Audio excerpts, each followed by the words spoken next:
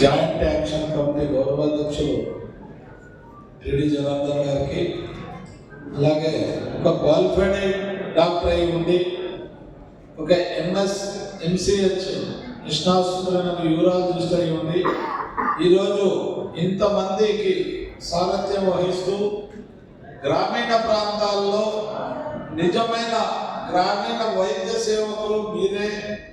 మీ వ్యవస్థ లేదే ఆరోగ్య ఆంధ్రప్రదేశ్ సాధ్యం కాదు.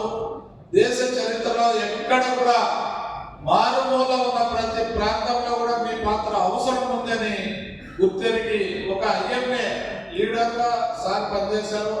ఈ పొద్దు మన గుర్తింపు వృత్తి సంరక్షణ విషయంలో ఆయన నాయకత్వం వహించి ఇప్పుడు ఏపీఆర్ చేసి ఒక కమిటీని ఏర్పాటు చేసుకున్నాం. దానికి 3 ఫెడరేషన్ల నాయకులు ఐకమత్యంతో అనుబంధ సంఘాలందరూ కూడా ఈరోజు మీరు మా ముందు ఉండడం ఎంతో మీ అందరికీ కూడా శుభాకాంక్షలు తెలియజేస్తున్నాను. ఈ యొక్క సభ ముఖ్య ఉద్దేశాన్ని మీకు ముఖ్యంగా వివరించదలుచుకున్నాం. అలాగే అడ్వైజరీ కమిటీ మరి ఒక మెంబర్గా మన దాసరి ప్రసాద్ గారు, ఇంకా మన లీడర్స్ అందరి పేర్లు వాళ్ళ నాయకత్వం మీకు తెలుసు. మీరు వేదిక ముందు ఉన్న ప్రతి నా తోటి గ్రామీణ వైద్యులకి అభినందన తెలియజేస్తున్నాను. ఈరోజు గ్రామీణ వైద్యుల్ని ఎందుకు గుర్తించాలని అడుగుతున్నాం. మమ్మల్ని గుర్తించడం వల్ల ప్రభుత్వానికి ప్రజలకు ప్రయోజనం ఏంటి?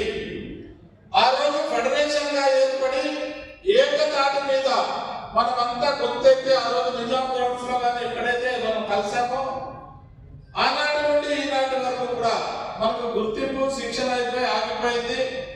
465 జీవోతో రాష్ట్రం విడిపోయిన తర్వాత టిడి జనార్దన్ గారి గౌరవాధ్యక్షతన చంద్రబాబు నాయుడు గారి కలవరం మనందరికీ ఒక బాధ్యతను తన భుజస్కంధాల మీద మేము పెట్టడం, ఆయన కూడా అంతే తిరిగి గౌరవ భావంతో మీ అవసరం ఉంది గ్రామీణ ప్రాంత వాసిని నేను అని చెప్పి ప్రభుత్వానికి రిప్రజెంటేషన్ చేస్తూ ఆ రోజు 465 జీవోను మనకు ప్రభుత్వ గుర్తింపుగా ఆ రోజు చంద్రబాబు గవర్నమెంట్ లో మనకు గుర్తింపు ఇవ్వడం, ఆ రోజు కొన్ని రాష్ట్రం విడిపోయినప్పుడు కొన్ని కారణాల వల్ల మన సమస్య తెరమరుగైపోవడం, తర్వాత వచ్చిన వైసీపీ ప్రభుత్వం మనకి ఎలాంటి సహాయ సహకారం కానీ ప్రాధాన్యత కానీ మన వృత్తికి తగిన గుర్తింపు కానీ ఇవ్వలేదు అనేది ఇది నిజం, ఇది వాస్తవం అని చెప్పి సభాముఖంగా తెలియజేస్తున్నా.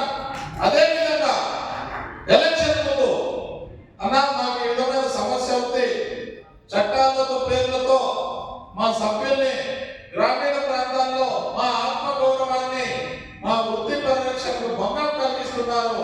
ఒక పార్టీ స్టాండ్ గా మీరు పార్టీలో ప్రముఖ వ్యక్తిగా మీరు ఇది చంద్రబాబు నాయుడు గారి దృష్టికి తీసుకెళ్లి మా సమస్యను ఎన్నికల మేనిఫెస్టోలో పెట్టి మాకు తగిన ప్రాధాన్యత ఇచ్చి 24 వచ్చిన ఎలక్షన్స్ లో అఖండ మెజారిటీతో మీరు గెలిచే తీరుతారు. మేమంతా కూడా కలిసికట్టుగా రాష్ట్ర వ్యాప్తంగా ఉన్న 33,000 మంది కుటుంబాల సభ్యులు ఒక్కొక్క నియోజకవర్గంలో ఒక్కొక్కరు మేము 150 నుంచి 200 మంది గ్రామీణ వైద్యులం.